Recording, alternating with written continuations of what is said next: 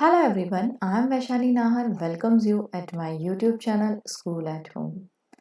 Today I am going to teach you class 6th chapter number 3 fiber to fabric. In previous two chapters we studied about food ingredients. In second chapter we studied about the components of food, nutrients. Okay. So in third chapter we are going to talk about fiber to fabric means how the fiber is converted into fabric. Okay, so we will start our chapter.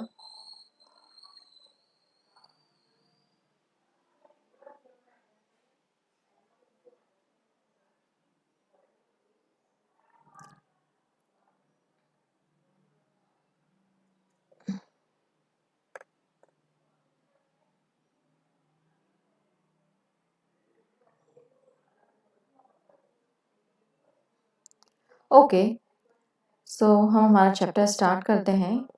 आपको पता है कि आपके science book में पहली और बूझो दो कैरेक्टर्स हैं यहाँ पे। तो स्टार्ट करते हैं हम। यहाँ पे देखिए लिखा हुआ है पहली एंड बूझो won the first prize in a science quiz competition held at their school। पहली और बूझो ने फर्स्ट प्राइज विन किया है साइंस क्विज कंपटीशन में जो उनके स्कूल में हुई थी। They were very excited and decided to use the prize money to buy clothes for their parents। और उन दोनों ने डिसाइड किया कि वो जो उनको प्राइज मनी मिला है उससे वो क्या खरीदेंगे, अपने पेरेंट्स के लिए क्लोथ्स खरीदेंगे, कपड़े खरीदेंगे। When they saw a large variety of cloth material, they got confused। और उन्होंने जब देखा कि क्लॉथ की इतनी सारी वैरायटीज अवेलेबल है तो वो कंफ्यूज हो गए कि वो अपने पेरेंट्स के लिए क्या खरीदें। The shopkeeper explain them some cloths और fabrics were cotton, some were synthetic. तब उनकी शॉपकीपर ने हेल्प की, उन्हें एक्सप्लेन किया कि जो कुछ क्लॉथ्स हैं वो काय के बने हुए हैं, जो कुछ फैब्रिक्स हैं, क्लॉथ या फैब्रिक कह सकते हैं हमको, कुछ कॉटन के हैं और कुछ सिंथेटिक हैं। He also had a woolen mufflers and shawl। उसके पास woolen mufflers भी थी, shawls थे। There were many silk sarees as well। वहाँ पे कुछ silk साड़ियाँ भी थी। पहली and बूझो felt very excited। They touched and felt these different fabrics। वो दोनों बहुत excited थे, उन्होंने सारे कपड़ों को टच करके देखा। ओके और फिर डिसाइड करना चाहते थे कि अपने पेरेंट्स के लिए क्या लें। Finally they bought a woollen muffler and a cotton sari. Finally उन दोनों ने एक वुलन मफलर लिया और एक कॉटन की साड़ी ली। बढ़ते हैं आगे। After their visit to cloth shop, Paheli and Boojho begin to notice various fabrics in their surroundings. They found that bedsheet blankets after their visit। जब क्लॉथ शॉप पे गए उसके बाद जब उन्होंने क्लॉथ वाले जो वहाँ पे शॉपकीपर था उसने समझाया कि कुछ कॉटन के हैं, कुछ वुलन के हैं, कुछ सिंथेटिक हैं। उसके बाद उन दोनों ने नोटिस करना चालू किया कि उनके आसपास जो लोगों को देखते हैं तो हर कोई अलग अलग टाइप का फैब्रिक पहना हुआ रहता है।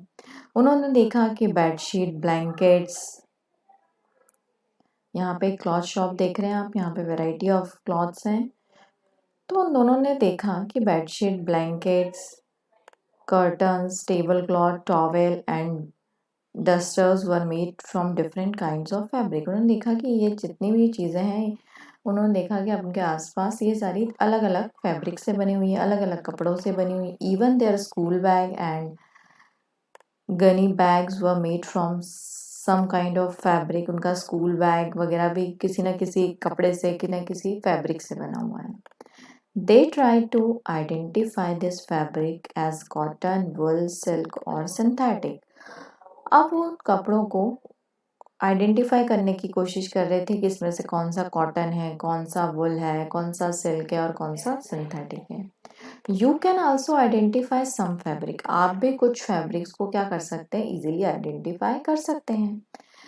तो अगर हम बात करें चैप्टर 3 की, तो आपने देखा कि चैप्टर 3 में बात हो रही है फैब्रिक की। किसकी बात हो रही है? फैब्रिक मीन्स कपड़ों की। और जो चैप्टर 1 और 2 था उसमें हमने बात करी थी फूड की। किसकी बात करी थी? फूड। अब हम बात कर रहे हैं क्लॉथ की।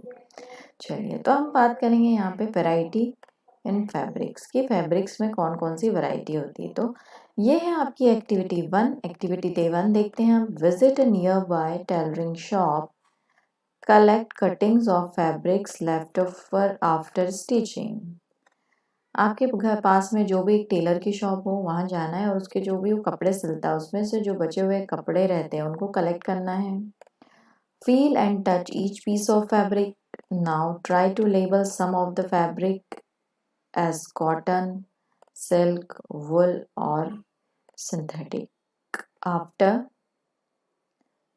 Asking for help from the tailor. आपको वहाँ जाना है टेलर की शॉप पे। वहाँ पे जो उसने कपड़े सिले थे उसमें से जो कपड़े बचे हैं उनको लेना है और उन कपड़ों को आइडेंटिफाई करना है टेलर की हेल्प से कि ये कौन सा इसमें से कॉटन है। उनको हाथ लगा के टच करके फील करके आपको देखना है क्लॉथ को कि कौन सा कॉटन है, कौन सा सिल्क है, कौन सा वुलन है। Okay.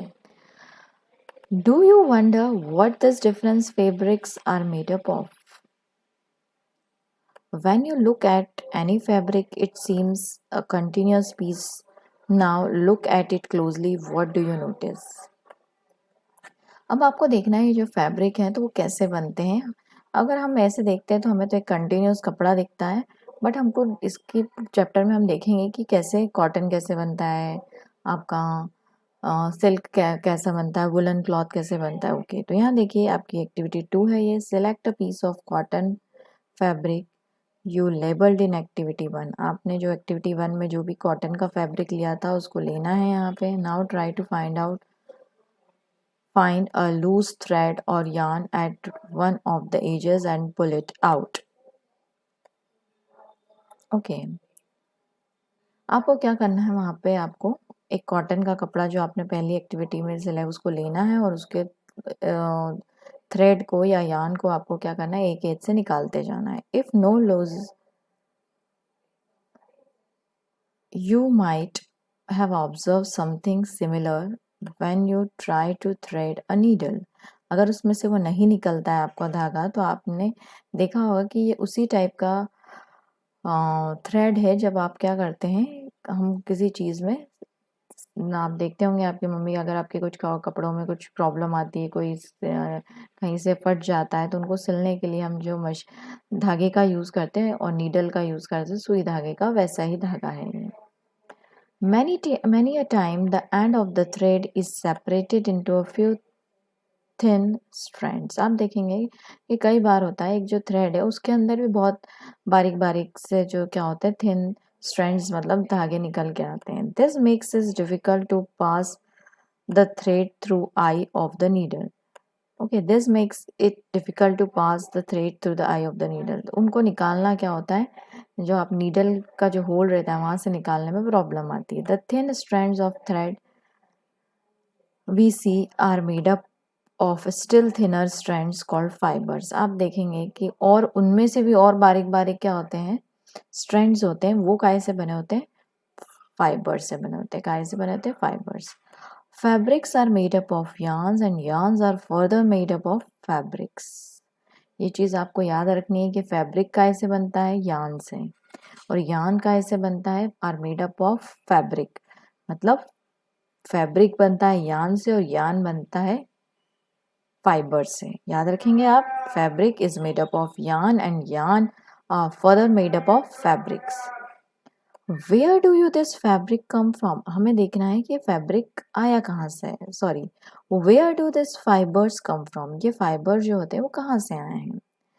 The fibres of some fabrics such as cotton, jute, silk and wool are obtained from plant and animals. These are called natural fibres. आप देखेंगे यहाँ पे फाइबर्स में अभी हम पढ़ रहे हैं कौन सा fibre, natural fibre.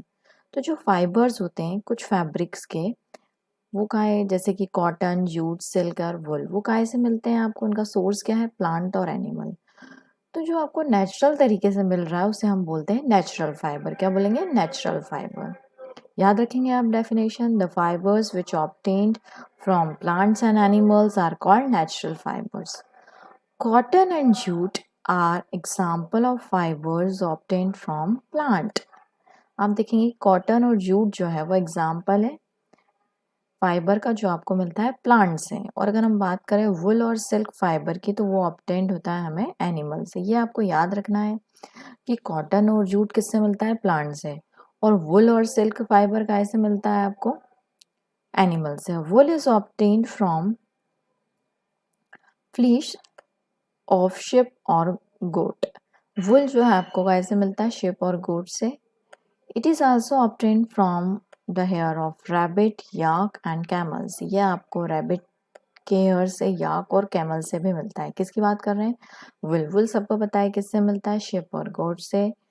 It is, आप इसको कहाँ से ले सकते हैं, आपको कहाँ से मिल सकता है, तो रैबिट से, याक और कैमल से। Silk fibre is drawn from cocoon of silk worm. और सिल्क फाइबर आपको मिलता है सिल्क वॉर्म से। For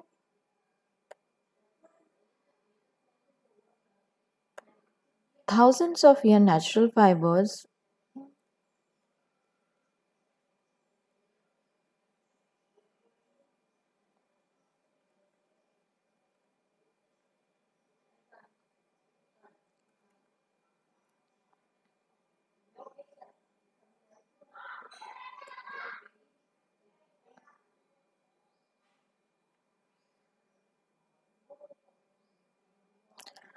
For thousands of years, natural fibers were the only ones available for making fabrics.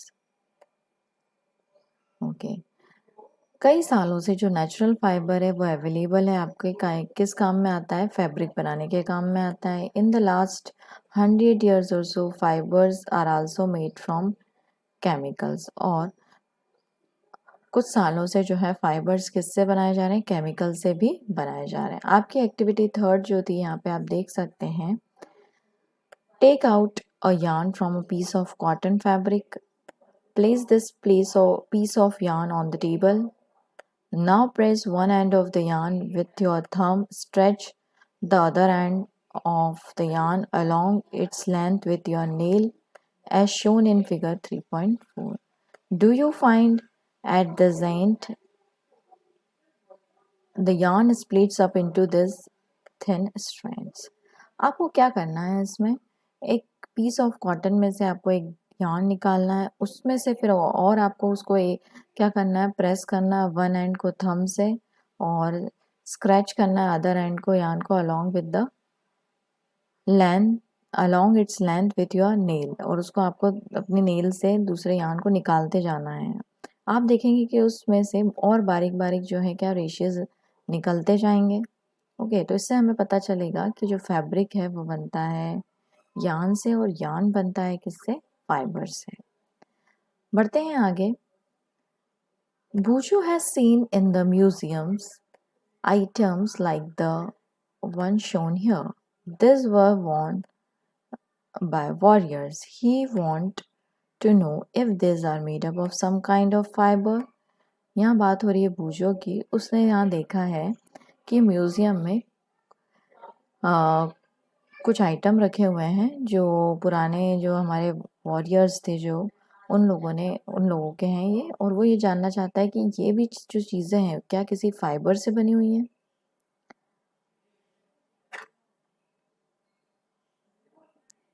Substance which are not obtained from animal or plant or animal sources, these are called synthetic fibre. अब यहाँ आप देखेंगे, हमने पहले बात करी थी natural fibre की।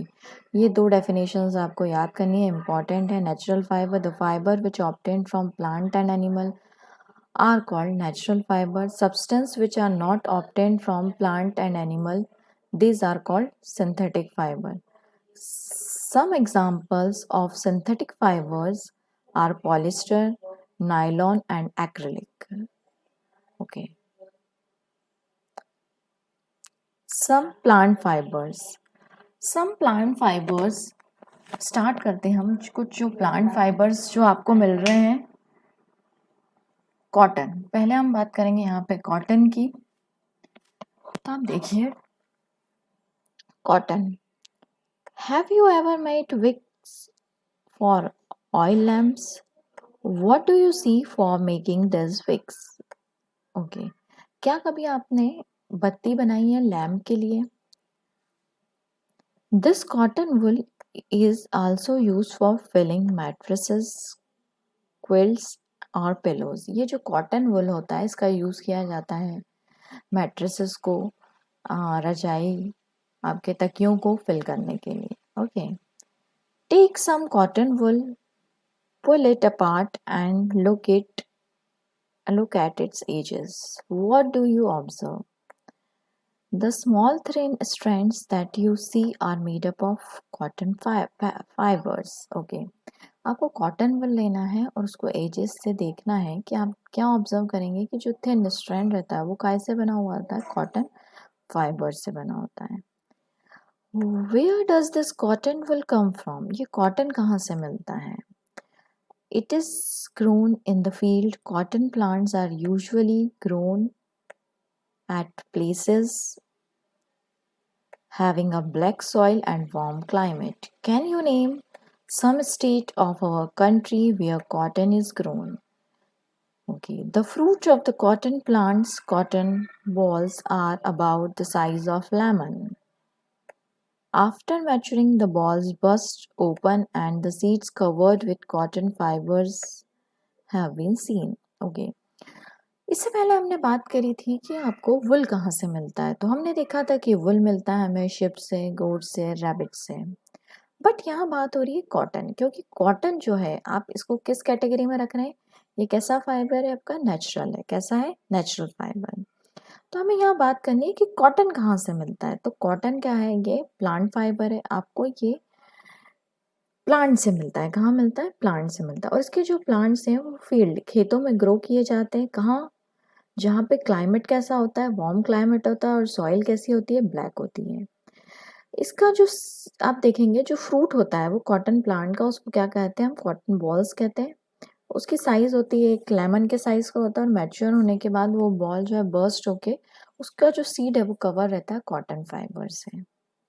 ओके, तो ये चीज़ याद रखनी है आपको कि कॉटन मिलता है प्लांट से और आपको जो वुल था वो मिल रहा था शिप और गोट से, रैबिट से.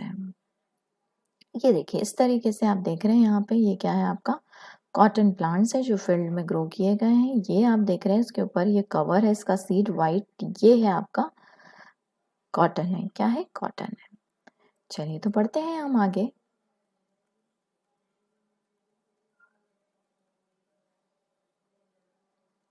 Seen a cotton field that is already for picking. अब आपने जो अभी नीचे खेत देखा था वहाँ पे कॉटन फील्ड रेडी हुई है. सारे जो प्लांट्स थे वो मैच्योर हो गए हैं.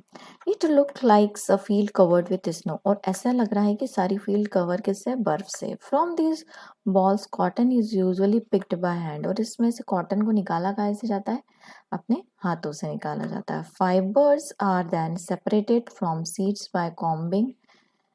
और जो फाइबर को उस जो सीड से निकाला जाता है उस प्रोसेस को क्या कहते हैं? Combing. This process is also called ginning of cotton. इस प्रोसेस को गिनिंग ऑफ कॉटन भी कहते हैं. किस प्रोसेस को? जब हम कॉटन को सीड से अलग कर रहे होते हैं, सेपरेट कर रहे होते हैं. Ginning was traditionally done by hand. पुराने ज़माने में हैंड से करते थे. और अब नए ज़माने में दीज डेज मशीन का भी यूज़ किया जाता है गिनिंग के लिए और कॉम्बिंग के लिए. क्या है गिनिंग और कॉम्बिंग? जब हम कॉटन सीड को और कॉटन फाइबर को क्या करते हैं? अलग कर लेते हैं. तो आप देखिए ये यहाँ पे कॉटन को अलग किया जा रहा है सीड से. अब बात करते हैं जूट.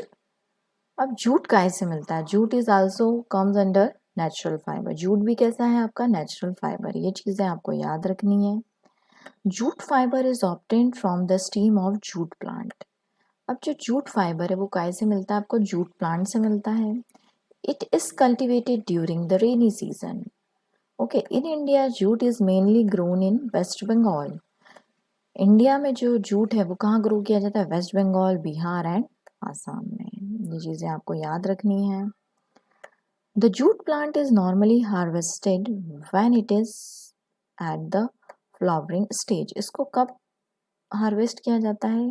कटाई की जाती है जब ये फ्लावरिंग स्टेज में होता है. क्योंकि हमें जो इसका जूट फाइबर है वो मिलता है इसकी स्टीम से. कहाँ से मिलता है? ये आपको स्टीम से मिलता है. The steam of the harvested plants are immersed in water for a few days. The steams root and fibres are separated by hand. अब आप देखेंगे कि कैसे, तो अब यहाँ पे जो स्टीम रहती है उसको क्या करा जाता है, इमर्ज किया जाता है, इमर्ज किया जाता है वाटर में फ्यू डेज, कुछ समय के लिए, कुछ दिनों के लिए। उसके बाद इसको सेपरेट किया जाता है बाय हैंड। ठीक है, तो आप देखेंगे यहाँ पे making a yarn from cotton. अब आपको कॉटन से यार्न बनाना है, तो to make a fabrics all to make a fabric all this fibres are first converted. आपको किसी भी फैब्रिक से टू मेक अ फैब्रिक बनाना है, किसी भी क्या फाइबर से, तो पहले आपको यार्न बनाना पड़ेगा। अब ये कैसे बनता है, how it is done. Spinning, पहले हम बात कर लेते हैं कॉटन की, कॉटन से कैसे होता है, तो spinning a cotton yarn. You can try making a cotton yarn yourself, आप खुद ट्राई कर सकते हैं। एक्टिविटी 4 है आपकी, hold some cotton wool in one hand, pin some cotton between the thumb and the forefinger of the other hand.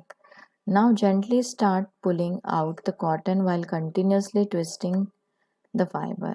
Are you able to make a yarn? ये आप कर सकते हैं। कॉटन को एक लेना है आपको, उसको क्या करना है, थंब से और फोर फिंगर से क्या करना है, उसको पिंच करके उसको जेंटली क्या करना है, पुल करना है आपको, और कंटिन्यूसली ट्विस्ट करते जाना है। तो आप देखना क्या क्या आप बना सकते हैं क्या। The process of making a yarn from fibres is called spinning. अब यहाँ पे व्हाट इज स्पिनिंग, तो जो प्रोसेस होती है फाइबर से यार्न बनाने की, the process of making a yarn from fibre is called spinning. ये इंपॉर्टेंट है, आप डेफिनेशन लर्न करिएगा। In this process fibres from a mass of cotton wool are drawn out and twisted. This brings the fibers together to form a yarn. और इस process में क्या होता है, जो फाइबर रहता है, फाइबर्स रहता है from a mass of cotton wool are drawn, उसको निकाला जाता है, उसको ट्विस्ट किया जाता है, और ये क्या करता है, फाइबर को साथ में लाता है और क्या बनाता है, यार्न बनाता है। A simple device use for spinning is a hand spindle. जो सिंपल जो डिवाइस है जो इसका यूज किया जाता है यार्न बनाने के लिए, वो क्या है, हैंड स्पिंडल, आल्सो कॉल्ड टकली। ये आप देख सकते हैं फिगर।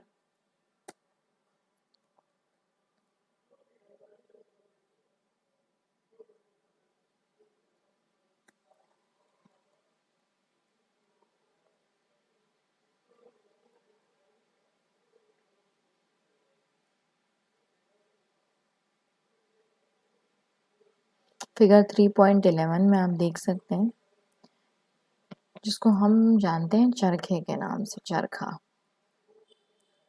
ओके, बढ़ते हैं आगे। अनादर हैंड ऑपरेटेड डिवाइस जो यूज किया जाता है फॉर स्पिनिंग इज चरखा। ओके, तो दूसरा डिवाइस जो यूज किया जाता है आपका, वो क्या है यहाँ पे, चरखा, जो अभी जिसका मैंने आपको फिगर शो किया था। Use of charkha was popularised by Mahatma Gandhi के टाइम से फेमस है as a part of the independence movement. He encouraged the people to wear a cloth made of homespun yarn and shun imported cloth made in mills of Britain। उन्होंने क्या किया था, लोगों को encourage किया था कि वो इंडिया के बने हुए ही क्या पहने, कपड़े पहने। Spinning of yarn on a large scale is done with the help of spinning machines. After spinning, yarns are used to making of fabrics. Spinning, जब हम यार्न को बना लेते हैं तो आफ्टर स्पिनिंग यार्न्स का यूज़ किया जाता है फैब्रिक बनाने के लिए। अब देखते हैं, आपने देखा कि हमने फाइबर से पहले क्या बनाया, यार्न बनाया, और फिर हमने यार्न से क्या बना रहे हैं, अब फैब्रिक। आपको सिंपल याद रखना है इस चैप्टर में कि हमें पढ़ना है नेचुरल फाइबर के बारे में, सिंथेटिक फाइबर के बारे में। नेचुरल फाइबर में अभी हमने पढ़ा है कॉटन और जूट पढ़ा है। हमने देखा कि फाइबर से यार्न कैसे बनाना है, और यार्न बनने के बाद ही क्या बनेगा, फैब्रिक बनेगा। तो बहुत सारे तरीके होते हैं। There were many ways by which fabrics are made from yarns. The two main process जो हैं यार्न से फैब्रिक बनाने की, वो है weaving and knitting।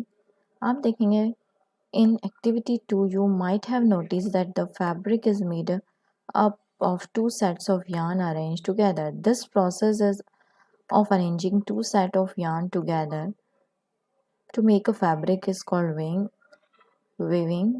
Let us try to weave some part strips. आप देखेंगे यहाँ पे कि विविंग होता क्या है। तो आप देखेंगे दो सेट होता है यार्न का, उसको एक साथ अरेंज करना। हम देखेंगे उस प्रोसेस को क्या कहा जाता है, विविंग। ओके, अब यहाँ पे देखेंगे एक्टिविटी 5 हम देखते हैं। Take 2 sheets of paper of different colours, cut square piece of length and width equal to 30 centimeter from each sheet. Now fold both of the sheets into half. One sheet drawn lines as shown in the. अब देखेंगे यहाँ पे कि ये क्या करा है, दो शीट लिए हैं। द टू शीट लेनी है आपको पेपर की अलग अलग कलर की और उनको स्क्वायर में कट करना है।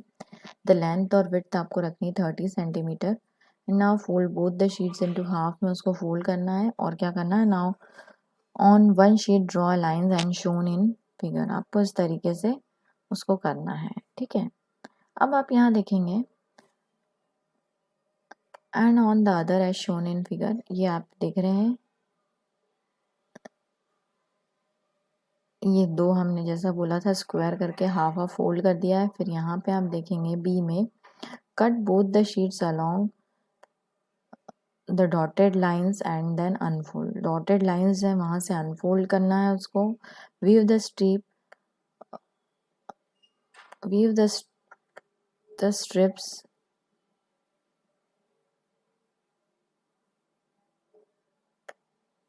by one through the cuts in the sheet of paper as shown। और इस तरीके से जैसा फिगर में गिवन है आपको एक्टिविटी को परफॉर्म करना है। The pattern after weaving all the strip, अब आप देखेंगे यहाँ पे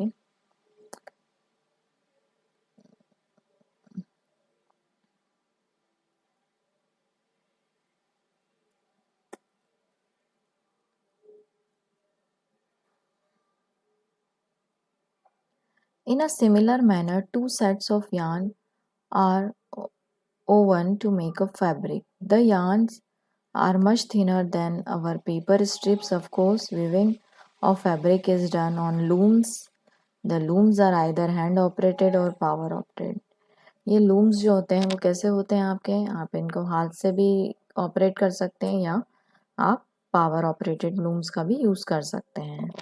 ओके, तो विविंग की बात हुई है यहाँ पे। अब आते हैं निटिंग। तो आपने देखा था, आपको याद रखना है कि विविंग में हमने करा क्या है। तो अब देखिए यहाँ पे मीन्स आपको क्या करना है विविंग में कि दो जो प्रोसेस होती है दो यार्न को अरेंज करने की, the process of arranging the two sets of yarns together, हम कैसे उनको अरेंज कर रहे हैं उस प्रोसेस को, the process of arranging the two sets of yarns together, ताकि हम क्या कर सकें, फैब्रिक बना सकें। उस प्रोसेस को कहा जाता है विविंग।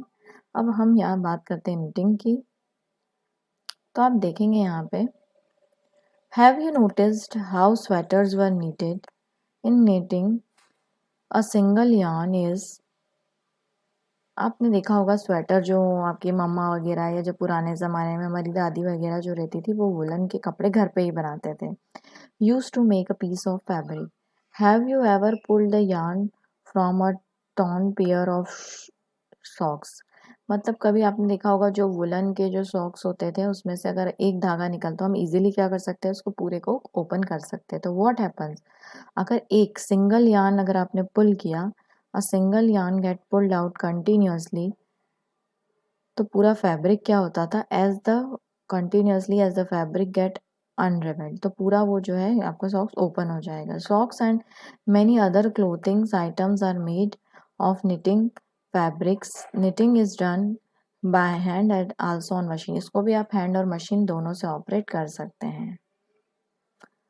यहाँ आया आपका पहली wants to know if you have seen any fabrics that are made of fibers on the outer covering of coconut, what are these fibers normally used for? पहली ये जानना चाहती है कि क्या आपने, if you have seen any fabric जो कैसे बना हुआ है, that are made of the fibers on the जो outer covering रहती है कोकोनट की, what are these fibers are normally, उन फाइबर्स को किस लिए यूज़ किया जाता है?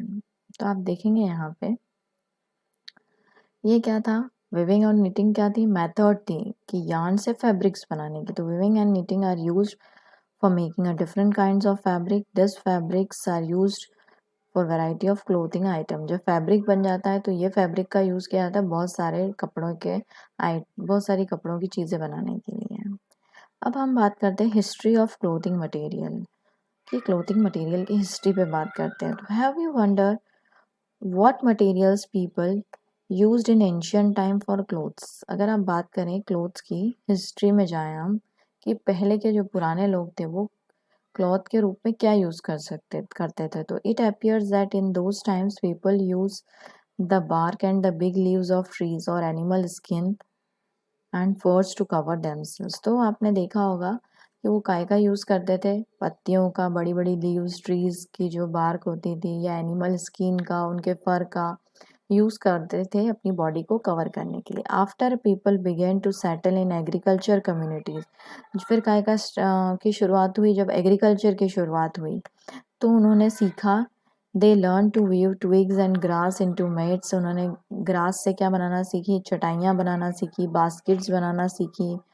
वाइन्स एनिमल फ्ली और hair were twisted together into long strands, these are woven into fabrics। उन्होंने धीरे धीरे फिर सीखा कि कैसे हम दूसरी चीज़ों का यूज़ करके भी कुछ चीज़ें बना सकते हैं। The early Indians wore fabrics made out of cotton that grow in the region near river Ganga. जो अर्ली इंडियंस थे उन्होंने काय का यूज़ किया था, फैब्रिक कॉटन का यूज़ किया जाता था जो कहाँ ग्रो होता था, near the region near the river Ganga. Flex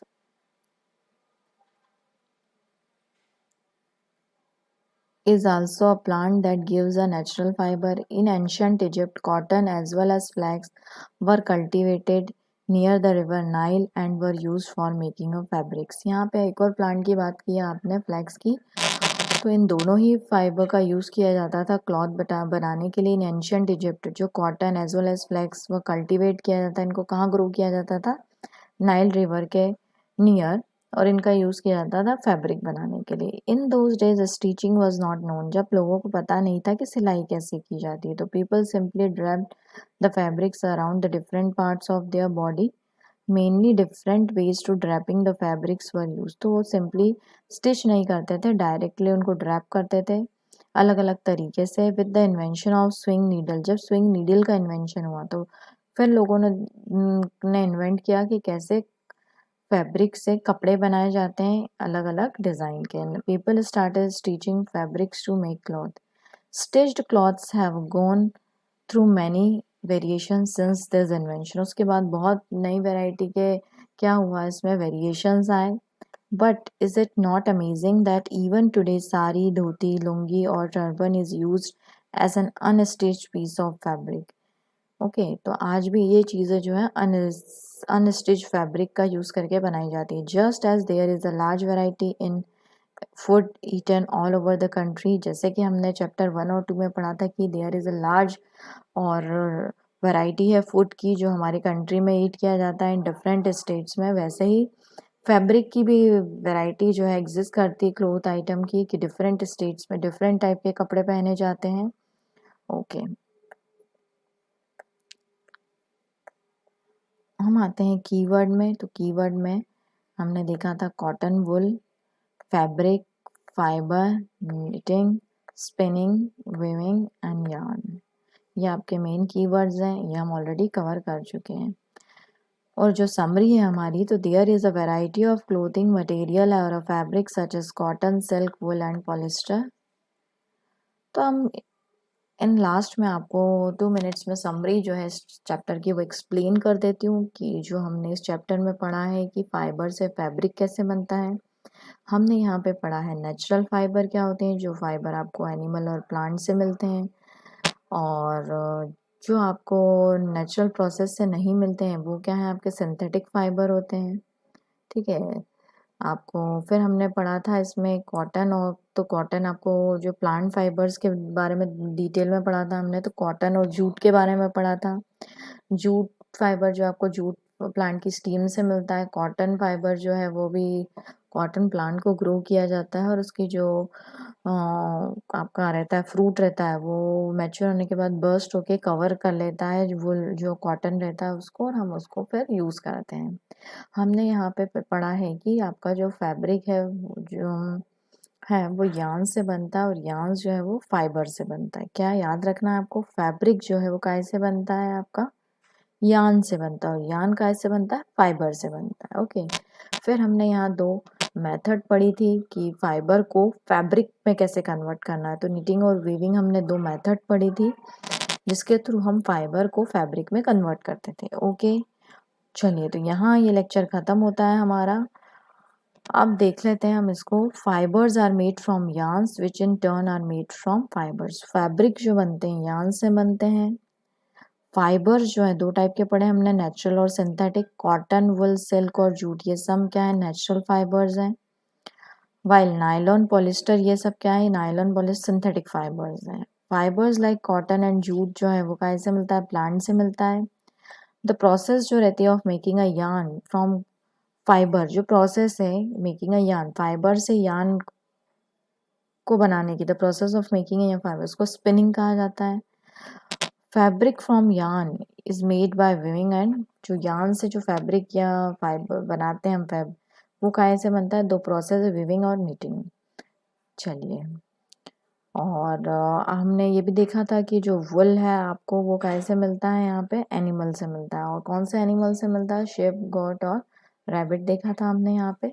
अब यहाँ पे आपके नीचे क्या है, कुछ क्वेश्चंस हैं, एक्सरसाइज क्वेश्चन है, ये हम सॉल्व करेंगे नेक्स्ट लेक्चर में। चलिए, तो okay and good bye. Please subscribe my channel school at home for more videos.